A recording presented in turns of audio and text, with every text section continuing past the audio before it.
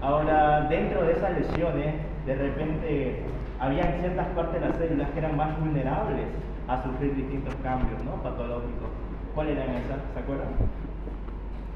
¿Puedes repetirlo, ¿Qué por partes de favor? las células son más frecuentes a lesión celular? La mitocondria es una, bien. El núcleo y la membrana plasmática. Ok, entonces ya estuvimos estudiando todo ese tipo de lesiones, ¿no? Ahora vamos a ver qué pasa cuando esa lesión se vuelve irreversible. Es decir, cuando esa lesión persiste. Nos va a llevar a una muerte celular. Y dentro de las muertes celulares igual habían de dos tipos, ¿se acuerdan cuáles son? Programada, que se llama Necrosis y apoptosis. la programada, ¿cómo se llama? Apoptosis. Bien, y la abrupta necrosis. Ok, vamos entonces a avanzar, es el día de hoy. Iniciemos por la necrosis, chicos. A ver, fíjense, este es un concepto, lo da el Robbins, proceso patológico resultado de un daño severo a un tejido vivo. Como yo les decía, es básicamente un daño abrupto. No es algo que la célula pueda esperar y programarse para que ella misma se suicide, digamos, cosa que sí sucede en una apoptosis. Ok, pero a ver, veamos cuáles son los principales mecanismos que me pueden desencadenar a una necrosis. Una isquemia, ¿qué es una isquemia? Falta de oxígeno y De flujo sanguíneo. de flujo sanguíneo. El flujo sanguíneo, ¿qué tiene aparte del oxígeno? Contiene plasma. Ya, el plasma es la parte líquida. nutrientes. Ya, todos los nutrientes básicamente, ¿no? Para que la célula pueda nutrirse, para que la célula pueda funcionar correctamente. Ok, toxinas microbianas. Ustedes van a ir aprendiendo durante bacteriología que hay varias bacterias las cuales tienen toxinas. Y esas toxinas de repente pueden ser muy dañinas hacia la mucosa donde ellas están infectando. Entonces ahí viene la necrosis. Ok, las quemaduras, evidentemente, también, ¿no? De cualquier grado, de cualquier tipo que ustedes quieran. A ver, fíjense, esta es mi célula normal. Esto es, no hay ningún daño celular todavía. Pero, ¿qué pasa? A ver, resulta que en la anterior clase hablábamos que había un ion que se elevaba dentro de la célula, ¿no? O sea, intracelularmente. Y ese ion causaba activación de distintas enzimas. ¿Se acuerdan cuál es ese ion? El que hay por excelencia en los huesos. El calcio. Bien. Entonces, si ese calcio se empezaba a acumular dentro de la célula, ¿qué estimulaba eso? Acción enzimática. Y dentro de esa acción enzimática, ¿qué teníamos? Por ejemplo, a las lipasas. ¿Ok? Entonces, fíjense, esas van a destruir a la membrana plasmática. Entonces, aquí ya tengo un daño directamente. Daño a la membrana plasmática, daño no solamente a la membrana plasmática de la célula, sino también a las demás organelas. Y ahí fíjense, digamos que esta cosita azul es el lisosoma. Si se daña la membrana plasmática del lisosoma, sale afuera su contenido. ¿Y cuál es el contenido del lisosoma? Enzimas principalmente, ¿no? Entonces más liberación de enzimas, mucho más daño, es mucho más agresiva, sus puntitos rojos son las enzimas, ¿ya? Entonces, como hay tanto daño en toda esa membrana celular, básicamente todo el contenido de la célula va a empezar a ser eyectado hacia afuera, lo va a expulsar, ¿ok? Ahora fíjense, el constante daño a las distintas membranas plasmáticas, no solamente a las células, sino también de las organelas, llevan a la acumulación de esos fosfolípidos y entre ellos se condensan, fíjense, y forman estos remolinos de lípidos. A esos chicos se los conoce como la figura de mielina. ¿Ya? Ok, ¿qué más tenemos? Como hubo ese daño, ¿qué iba a pasar? Que todo el contenido de la célula se va a escapar, se va a salir. Entonces fíjense, aquí yo tengo un resto celular. ¿Y será que esto es normal que esté circulando por mi cuerpo? No. No. Entonces, ¿qué pasa cuando hay algún antígeno? ¿Qué sistema se activa? El sistema inmune. ¿Y qué célula del sistema inmune es la encargada de prácticamente comerse, si ustedes quieren decirlo así, a esta sustancia extraña? Los que pueden fagocitar, entre ellos macrófagos, neutrófilos principalmente, ¿no? Ok, entonces fíjense, aquí tengo un neutrófilo, y este neutrófilo lo que va a ir a hacer una fagocitosis. ¿Qué era la fagocitosis? Fago quiere decir comer. Entonces básicamente hace un proceso de digestión de este resto celular, para que no esté circulando por mi cuerpo, porque eso no es normal. Ya, pero ¿qué pasa? Cada vez que algún neutrófilo, macrófago, cualquiera de esas células que ustedes quieran, realizan un proceso de fagocitosis, al fagocitar liberan distintas sustancias. Y esas sustancias, las vamos a aprender en la siguiente clase, son inflamatorias. Entonces no se olviden, chicos, algo característico de la necrosis es que por el escape de el contenido celular hacia el torrente sanguíneo es que vienen los neutrófilos, fagocitan y liberan sustancias inflamatorias. Es decir, no, la histamina es una de esas sustancias, pero no necesariamente. Liberan más interleucina, factor de necrosis tumoral, interferones, ¿ya? En síntesis, todos llevan a la inflamación. Todas esas sustancias que se van a ir liberando, las vamos a estudiar, no en este tema, porque no nos compete. Para el siguiente sí, ya vamos a aprender las distintas funciones. Ok, pero no se olviden, necrosis es sinónimo de inflamación. ¿Y por qué hay inflamación? Porque hay restos celulares. Porque esto no es normal que esté circulando por el torrente sanguíneo. ¿Ya? Bien. Ahora, fíjense, eso pasaba con la membrana de las células, sus organelas, su contenido. Pero ¿qué pasa con el núcleo en una necrosis? Resulta que el núcleo puede tener tres estados. Puede haber una cariorexis, chicos, donde están viendo acá, este núcleo se está viendo fragmentado. Eso es la cariorexis. Puede haber una pignosis, donde toda esta cromatina que tenía el ADN, ¿no?, se empieza a condensar y el núcleo se empieza a achicar a su vez.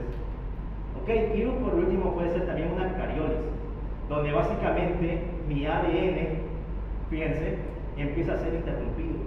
¿Ya? Y esto pues, me podría llevar a una formación neoplásica.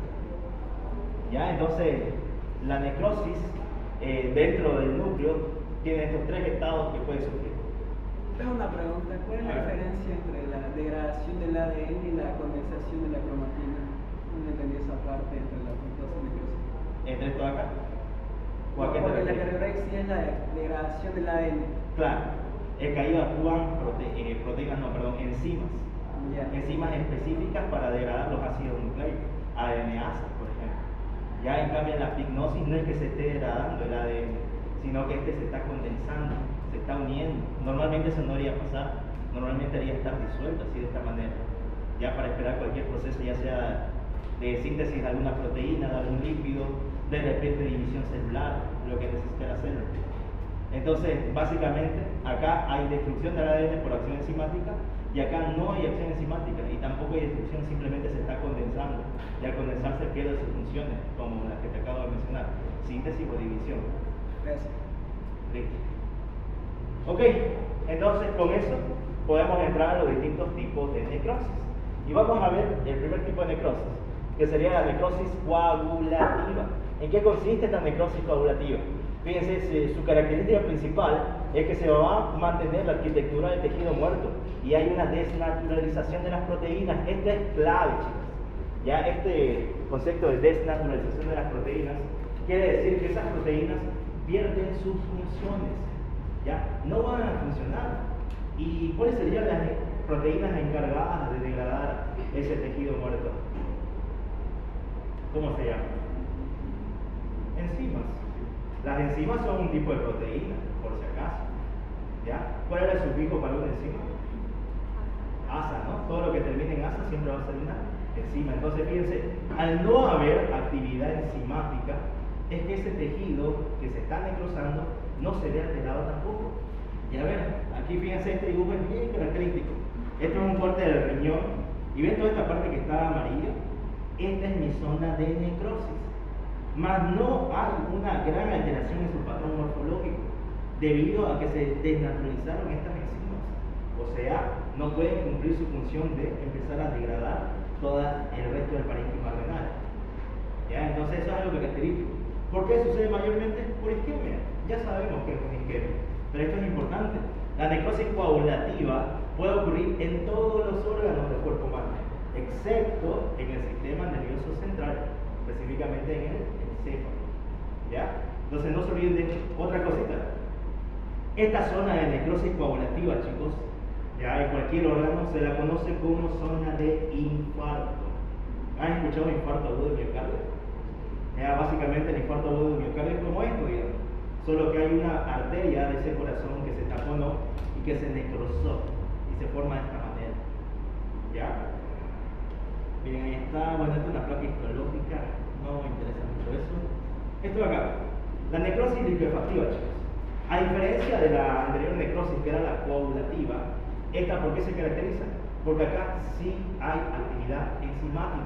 Y si hay actividad enzimática, sí puede degradar los tejidos. Pero fíjense cuál es su principal causante: isquemia, igual que el anterior. ¿Pero isquemia en dónde? En el encéfalo, el sistema nervioso central. Entonces fíjense una imagen característica de una necrosis licuefactiva. Fíjense, acá tenemos una zona, acá hay otra, acá hay otra.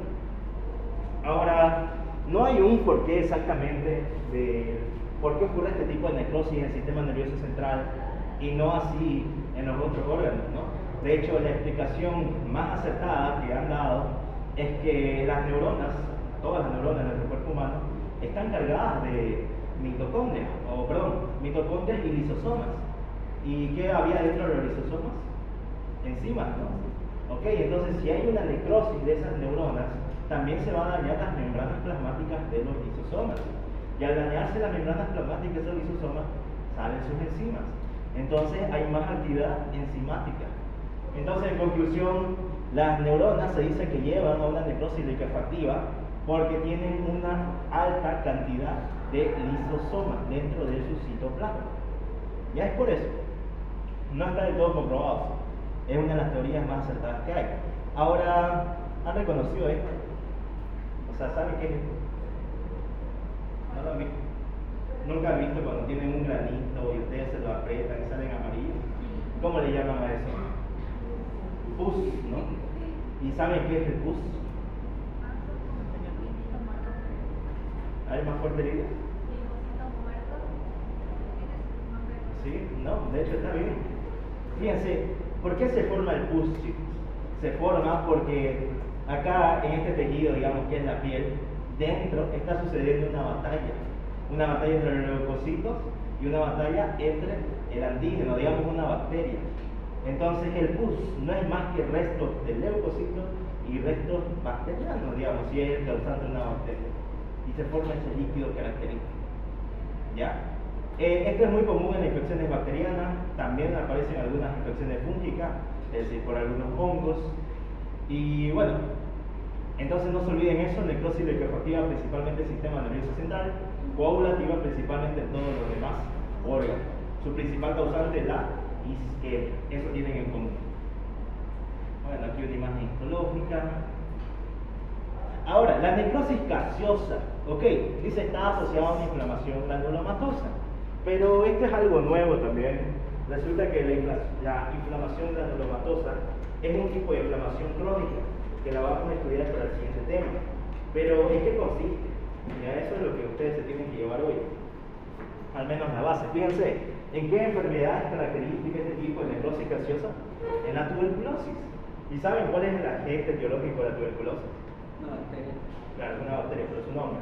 Mycobacterium tuberculosis. Mycobacterium tuberculosis. Bien. Ahora hagamos de cuenta esto. A ver, voy a dibujar acá rápidamente. Uy, yo dibujo feo por si acaso. Vamos a hacer rápidamente el sistema respiratorio. Tengo aquí mis fosas nasales. Tengo aquí mi laringe. Voy por mi faringe, laringe, tráquea, bronquios principales, los demás bronquios secundarios, primarios y mis pulmones. ¿Cuál es la parte funcional del pulmón? La parte más chiquitita de esta, ¿no? Que son los alveolos. Ok, entonces fíjense, digamos que esta cosita de acá va a ser mi Mycobacterium tuberculosis. Va a ingresar por la vía aérea, va a pasar por todo el aparato respiratorio hasta llegar hacia el alveolo. Una vez que ese Mycobacterium tuberculosis está aquí en el alveolo, ¿él con qué se va a topar? Con neumocitos tipo 2, que son básicamente macrófagos alveolares o células en polvo, que se van a encargar de fagocitarlo. Pero ¿qué pasa? ¿Qué es lo normal, digamos? A ver, cualquier macrófago normalmente sí fagocita cualquier antígeno, lo mete dentro de su citoplasma y luego lo transporta como una vacuola de transporte, ¿no? Y eso se lo conoce como el fagosoma. Y ese fagosoma, ¿hacia dónde tiene que ir para que sea totalmente destruido ese organismo normalmente? Hacia el lisosoma, porque el lisosoma estaba cargado de enzimas. Entonces, esto es lo que sucede normalmente. Un neutrófilo, si ustedes quieren, fagocita algo, forma un fagosoma y el fagosoma se tiene que unir con el lisosoma. Y así se forma el fagolisosoma. Ya eso es lo normal. ¿Qué pasa con el Mycobacterium tuberculosis? Que vienen esas células en polvo, los fagocitan, se forma el fagosoma pero por una sustancia que se encuentra en su pared celular, eso evita que este fagosoma se una con el lisosoma. Es decir, nunca se forma el fagolisosoma. Y si nunca se forma el fagolisosoma, no hay cómo nosotros podamos destruir esta bacteria. Entonces el cuerpo se da cuenta de eso y se empieza a preguntar de qué manera entonces puedo retener a este microorganismo para que no me cause la infección. Entonces ahí, chicos, es donde se forma un granuloma, que es lo que le da el nombre a mi inflamación granulomatosa. Entonces fíjense, ¿en qué consiste un granuloma? Vamos a hacer un poquito acá más grande. Este va a ser mi Mycobacterium tuberculosis. Y resulta que para la formación de un granuloma va a haber se van a juntar muchísimas células inmunitarias. Principalmente va a tener un centro, que va a ser todos estos puntitos rojos, digamos, que van a ser un montón de macrófagos. Harto macrófagos. Y alrededor de todos esos macrófagos van a venir linfocitos T. ¿Ya? Entonces básicamente van a encapsular a ese microorganismo. ¿Para qué lo encapsulan? Para evitar que él se disemine, para que no vaya hacia otras partes y me cause una infección. Entonces, en palabras sencillas, el granuloma es un conjunto de macrófagos junto con linfocitos T, inclusive puede haber células de Langerhans involucradas, ¿ya? Cuya finalidad es atrapar ese microorganismo para evitar que me cause la infección. ¿Y qué sucede? Que todos estos macrófagos, para producir el proceso de fagocitosis, liberan enzimas. Lo mismo los linfocitos T, liberan sustancias que predisponen a básicamente que este microorganismo pueda, por así decirlo, fagocitarse. Sin embargo, ya saben que este no se puede fagocitar por las características que tiene. Entonces, fíjense, básicamente así funciona cada vez que nosotros la primera vez que nosotros entramos en contacto con el Mycobacterium tuberculosis. Todos nosotros lo podemos tener, pero queda ahí en el pulmón, latente, esperando que pueda producir una reinfección.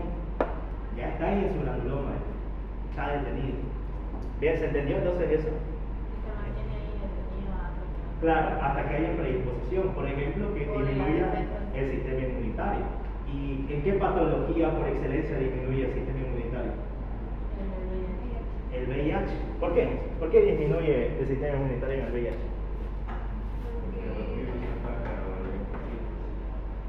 Ya los virus, o sea, está bien tu respuesta, pero a la vez no. Fíjate que los virus, a diferencia de todos los demás microorganismos, tienen algo especial. Ellos no atacan a las células. Ellos ocupan a las células para empezar a reproducirse. Entonces las usan. Ya al usarlas hace que se pierda toda la función de esa célula que están invadiendo. Entonces, en el caso del virus del VIH, como vos decís, ellos tienen bastante predisposición por los linfocitos. Y los linfocitos son nuestras principales células de defensa. ¿Ya? Entonces, por eso disminuye el sistema inmunitario. Y si disminuye el sistema inmunitario y esta persona tiene ese granuloma esperando ahí que bajen las defensas, la bacteria se puede diseminar. Porque ya no hay esos macrófagos, ya no hay esos linfocitos T que me estaban reteniendo a ese micobacterio. ¿Se entiende? ¿Sí? ¿No entiendes? Por eso es una enfermedad asociada entre VIH. Claro, exacto. Cuando ustedes empiezan a ir a hospitales, chicos, que básicamente va a ser al año, en serio, si hablan con el doctor de masa, sí o sí van a ir, con los otros no van a ir. Ya, pero cuando vayan a ir, ustedes van a ver que en el área de neumología hay muchos pacientes con tuberculosis. Y es regla ya. Todo paciente que tenga tuberculosis tiene que estudiar un posible VIH. Y viceversa, si tienen un paciente con VIH, estudien si tienen de repente una tuberculosis. Van agarrados de las manos, ya no lo pueden separar. Ya es regla. Bien. Uno por uno. A ver, Giselle.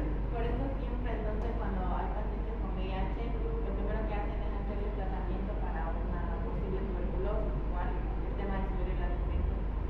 No puedes hacer tratamiento preventivo, ya porque los fármacos antituberculosos son fármacos que predisponen a bastantes reacciones adversas. Claro, una vez que vos diagnosticás que sea una tuberculosis, ahí no tenés duda, iniciar el tratamiento.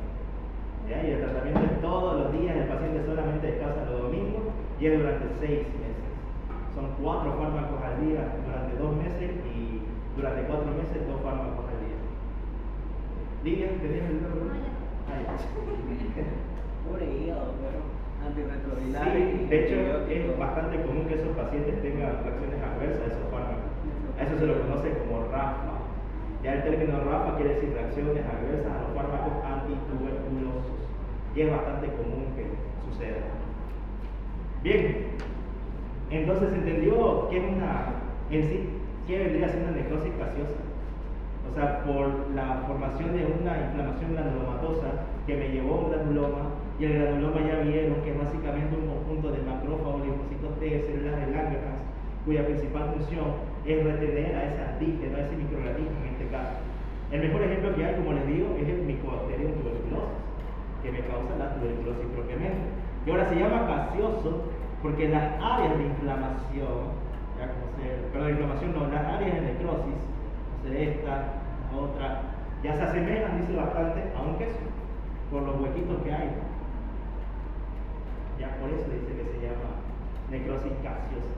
O sea, cuando se forman los granulomas ya hay muerte celular.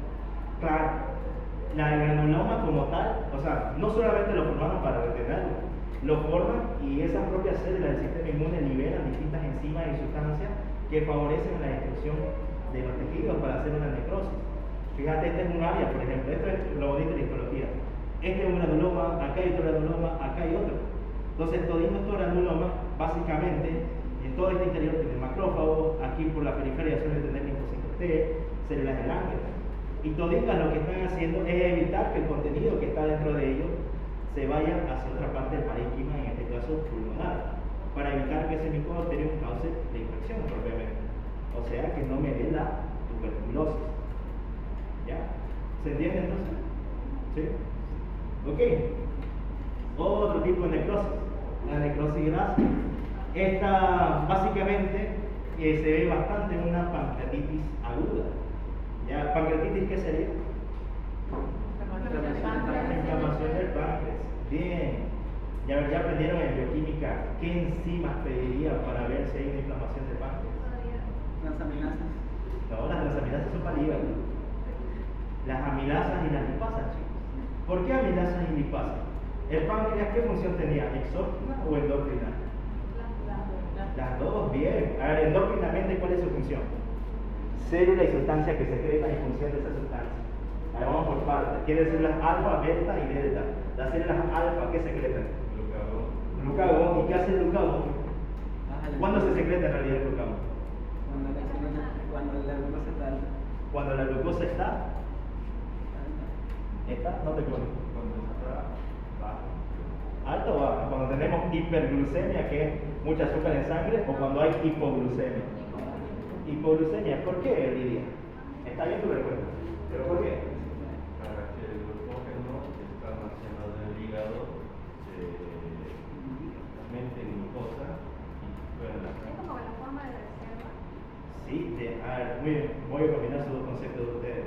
Fíjense, resulta que en el cuerpo humano toda esa glucosa que no ocupamos como energía, ella va almacenada en forma de glucógeno.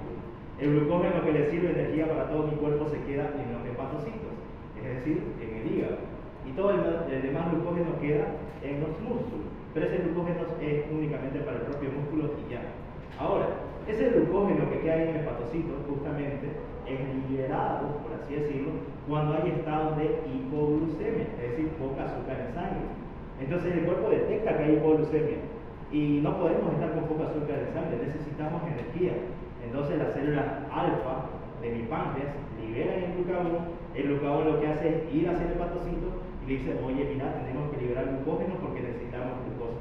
Entonces ese glucógeno se libera y sufre un proceso bioquímico conocido como glucógenolisis. ¿Se acuerdan de la glucólisis? Glucólisis era grupo de glucosa y lisis de destrucción, ¿no? Acá lo mismo, una combinación de palabras, glucógeno, lisis. Glucógeno, y lisis de destrucción. Entonces la destrucción del glucógeno para que se transforme en glucosa. Y como glucosa ya sucede todo ese otro proceso. Glucólisis, ciclo de Krebs, por reacción oxidativa y tenemos energía. Ya así funciona. ¿Se entiende? Bien, eso es cuando hay hipoglucemia. Y cuando hay hiperglucemia, ¿qué se secreta? ¿Qué se secreta? Insulina. ¿Por qué células? Las betas, bien. ¿Y las células deltas para qué sirven? Regulan la producción de alfa y beta. Ya, lo que está ahí tu respuesta. Regulan la insulina y glucagón en el cuerpo humano. ¿Pero a través de qué sustancia?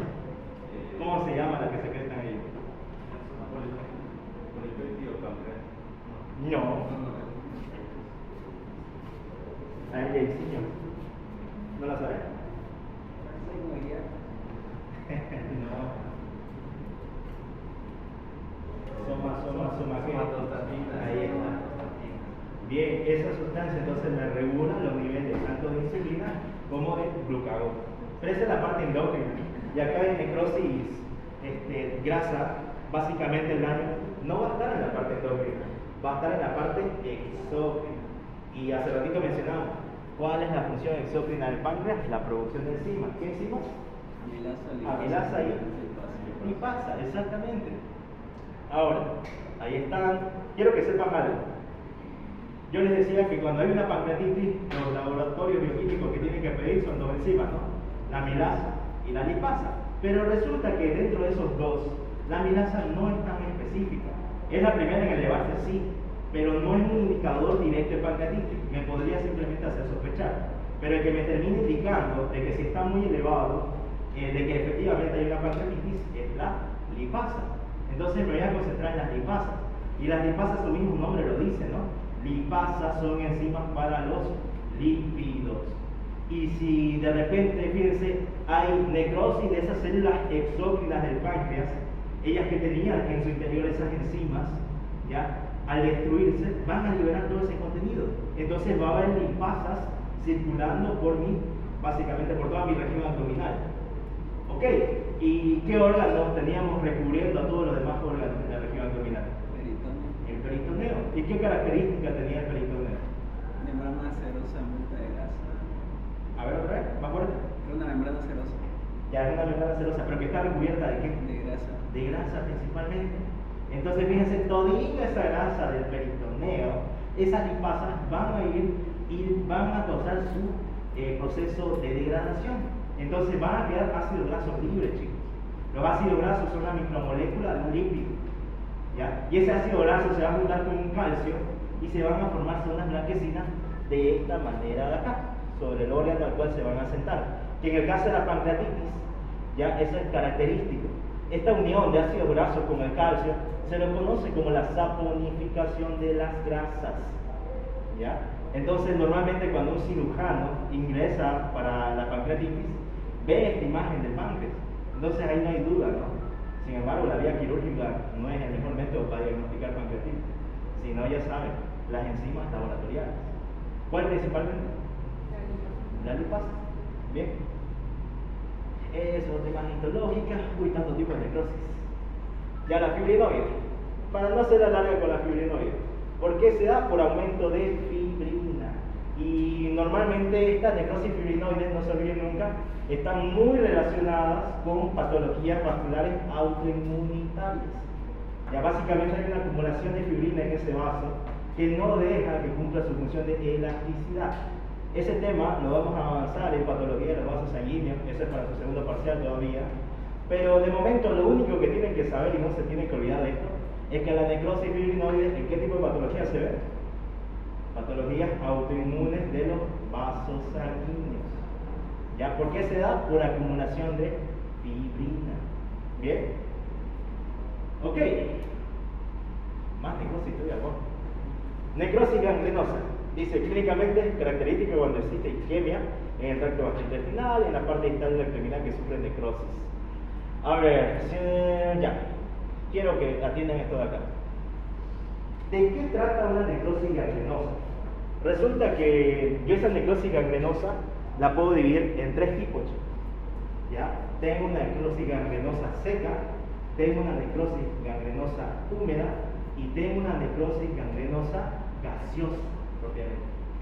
¿Ya? Ahora, fíjense, esta necrosis gangrenosa puede ser seca, húmeda o gaseosa, como mencionamos, va a depender de cuál haya sido el estímulo que la está llevando.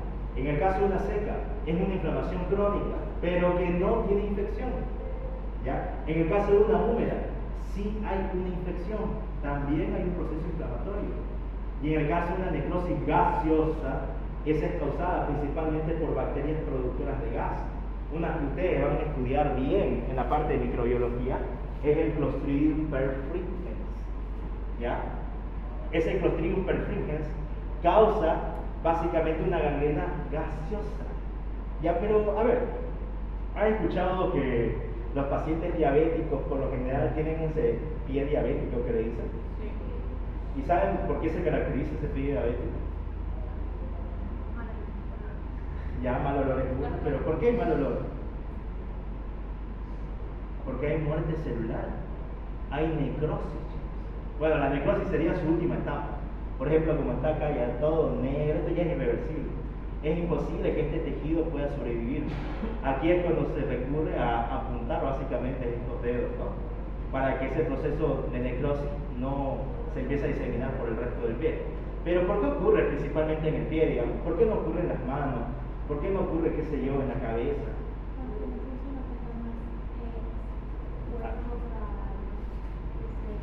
A ver, más fuerte, compañera, que yo soy hipoacústico.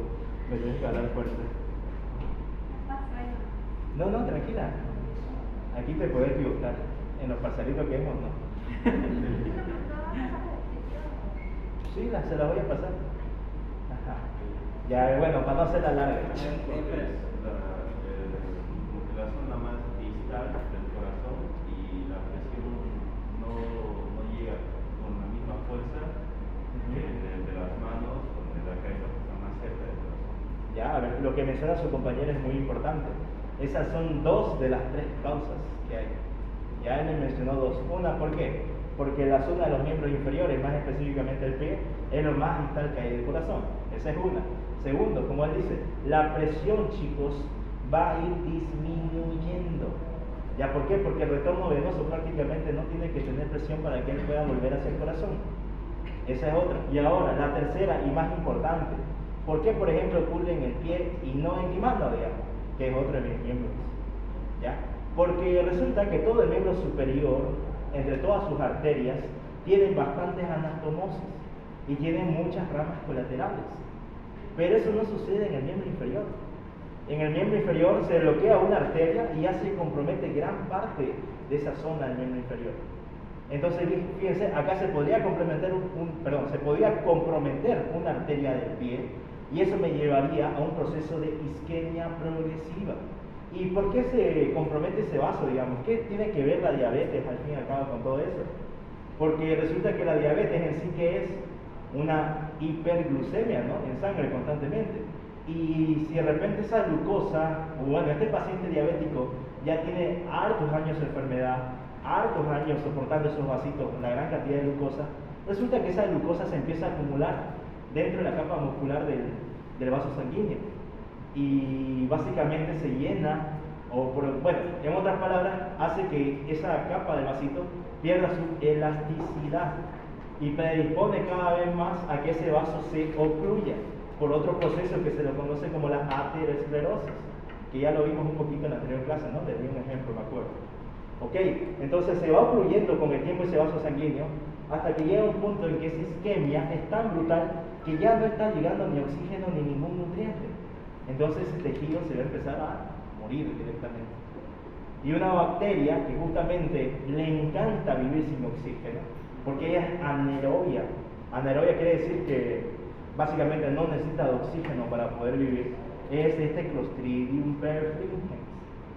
¿Ya? Por eso es que en cualquier infección de pie diabético es bastante común que exista colonización por parte de esta bacteria. ¿Ya? ¿Se entiende? Bien.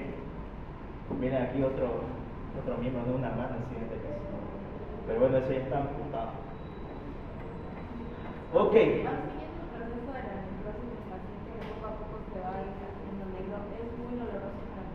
No, bueno, depende, ¿no? Depende en qué estadio de diabético esté. Porque una característica más que tienen los pacientes diabéticos es que ellos igual con el tiempo pierden la transmisión nerviosa del dolor. Por eso es que ellos sufren lesiones, qué sé yo, se cortaron, se machucaron, lo que sea, y ellos ni se dan cuenta, porque no les duele. Ya, y cuando ven su pie, resulta que ya está todo negro, ya hay que apuntarlo directamente. Y es justamente por eso, porque en los diabéticos es bastante común que existan lo que se conoce como las neuropatías. Y esas neuropatías del diabético, por lo general, hacen que se pierda el impulso nervioso que lleva la información del dolor. Entonces, si no hay información del dolor, no hay como la persona se fije, ¿no? Ya porque los pies igual por lo general es lo que menos vemos, por así decirlo. Ya lo mismo sucede con este tipo de pacientes. Y muy allá de eso, no sé por qué, pero las personas son muy vetadas. Esperan estar hasta este punto para recién intentar hacer algo, cuando se podría cortar desde mucho más antes. Los abuelitos sobre todo, ¿no? Son bastante obstinados con eso. No, que no quiere ir al médico. Bueno. Estoy bien todavía. No está tan Es la realidad, digamos. Sí. Hasta que están sin un pie recién, ya, chucha, ni modo, ¿no? Ah, sí, podría pasar lo contrario, por ejemplo, que hubiera hipersensibilidad, porque por ejemplo tengo mi abuela que hasta ocupa zapatos especiales porque dice que le duele demasiado los pies y Sí. tiene piletón. También, o sea, lo común es que esa neuropatía afecte el impulso nervioso para la transmisión del dolor.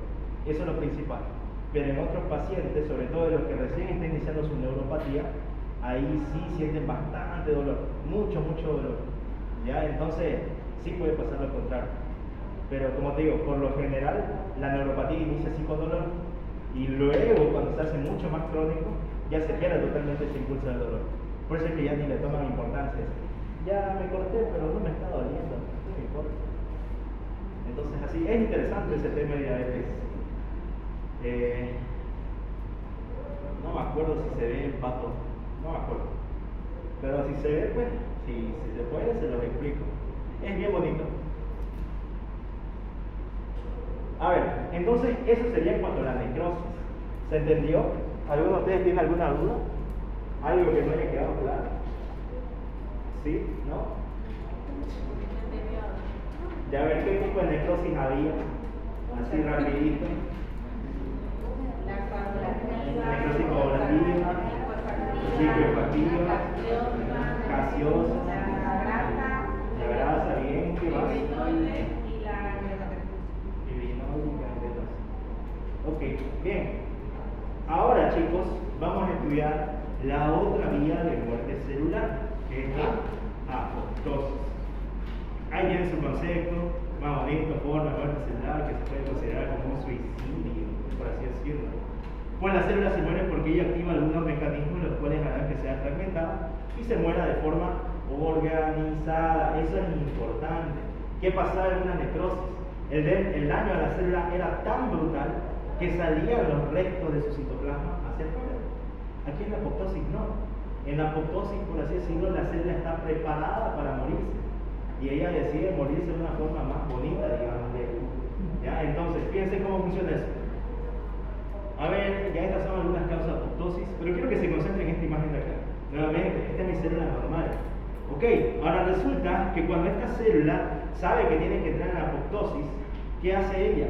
Va envolviendo pequeñas partes de su citoplasma ya en varias partecitas que son conocidas como los cuerpos apoptósicos.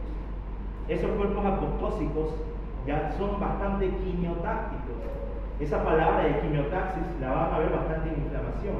Quimiotaxis quiere decir que atraen a fagocitos, entre ellos neutrófilos y macrófagos. Entonces, como los atraen tan rápido, ni bien esos cuerpos apoptósicos se liberan de esta célula que está sufriendo una apoptosis, esos macrófagos vienen, los fagocitan, y como el proceso fue rápido y como es organizado, ya no hay inflamación, chicos. No hay inflamación. A diferencia de una necrosis. Como se estaba escapando todo de aquí y por allá, hay un montón de restos celulares, ahí sí había inflamación. ¿Ya se entiende entonces esa importante diferencia que hay? Sí, eso lo tienen que saber bien. Ok, esto me olvidé animar. Ya no importa. Fíjense, chicos, que para que ocurra la apoptosis yo tengo dos vías. Tengo una vía intrínseca y tengo una vía extrínseca. Ok, pero resulta que esas dos vías a su vez llegan a un punto en que confluyen. Es decir, llegan a cierto punto donde a partir de ahí ambas vías son de igual manera. Ya, pero ¿cómo exactamente suceden las apoptosis? Resulta que nosotros necesitamos que se activen unas enzimas que se las conocen como las caspasas. Bien, entonces tengo caspasas iniciadoras que se van a activar y van a dar paso a caspasas ejecutoras. Entonces aquí tengo las dos vías, la intrínseca, la extrínseca. Ahí están sus finalidades, ya las caspasas que vamos a utilizar. Ahorita lo vamos a ver todo. Quiero que se entienda esto, que hay dos vías para la apoptosis y esas dos vías ocupan sí o sí para su desarrollo a las caspasas. Ya, no se olviden de eso. Ok, entonces estudiamos cada una de esas vías, iniciando por la vía intrínseca de la apoptosis. A ver, la vía intrínseca, por si acaso también es conocida como vía mitocondrial. Esto es importante, esto va a aplicar para todo. Resulta que nuestras células tienen una sustancia, bueno, en realidad son un cúmulo de sustancias, que entre todas ellas se las conoce como la familia BCL. Y resulta que esa familia BCL es tan diversa que se divide en tres tipos. Hay sustancias antiapoptósicas, sustancias proapoptósicas y sustancias sensoras. ¿Ya? Las antiapoptósicas, fíjense, son las BCL2, la BCLXL y la MCL1. Las sustancias proapoptósicas tengo aquí VAC y VAX, que esto más o menos ya lo hablamos en la anterior clase, ¿no? Y las sensoras son VAC, VIP, VIP, PUMA y NOXA. Ya, PUMA, chicos, ya, pero es real, no debe vender. Ya, entonces, en conclusión, las antiapoptósicas, como su mismo nombre sugiere, evitan que la célula sufra una apoptosis. Eso cuando sucede cuando la célula está en una homeostasis, cuando está funcionando correctamente, cuando no hay ninguna alteración en ningún organismo. ¿Ya? Las proapoptósicas, esas activan cuando ya hay una alteración en la célula. Y como su mismo nombre sugiere, ellas favorecen a que se dé esa muerte programada. ¿Ok? Y las sensoras, chicos, simplemente tratan de captar esos distintos estímulos.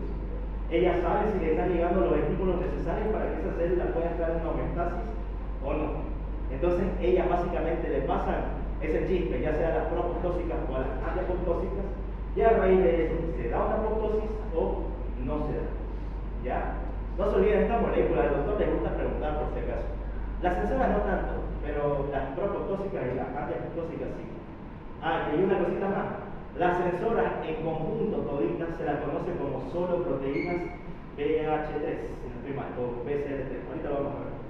Me olvidé la verdad cómo se abrevia. Ya, pero a ver. Tenemos aquí a la mitocondria. Este puntito rojo que está acá es el citocromo C. Ese es importante. ¿Por qué? Resulta que nosotros tenemos a la fosforilación oxidativa que sucede en los pliegues mitocondriales de la membrana mitocondrial interna, ¿no? Y esa fosforilación oxidativa aprendimos en la anterior clase que ocupaba oxígeno para producir energía. Ahora yo les decía que todo ese proceso es un conjunto de complejos. Y resulta que durante esos complejos, específicamente son 4 complejos, y en el paso del tercer al cuarto complejo se necesita el paso de electrones. Y el encargado de transportar electrones para que se pueda dar la finalización de la fosforilación oxidativa es el citocromo C. Entonces el citocromo C, fíjense, es una parte fundamental para que se pueda dar la fosforilación oxidativa. Sin citocromo C no hay paso nunca de esos electrones. Falla esa fosforilación oxidativa, predispone a que se ponen más especies reactivas de oxígeno, más X. ¿Ya? Entonces, fíjense, el citocromo C es muy importante. Y aquí vamos a aprender lo que sucede normalmente, digamos. Fíjense, esta es mi membrana plasmática, aquí tengo mi mitocondria, ese citocromo C, tengo receptores en esa membrana plasmática. Estos receptores constantemente captan distintas señales de supervivencia, como ser un factor de crecimiento. Ya un factor de crecimiento es básicamente cualquier sustancia, principalmente de origen proteico, que favorece que la célula pueda trabajar normalmente. ¿Ya está todo?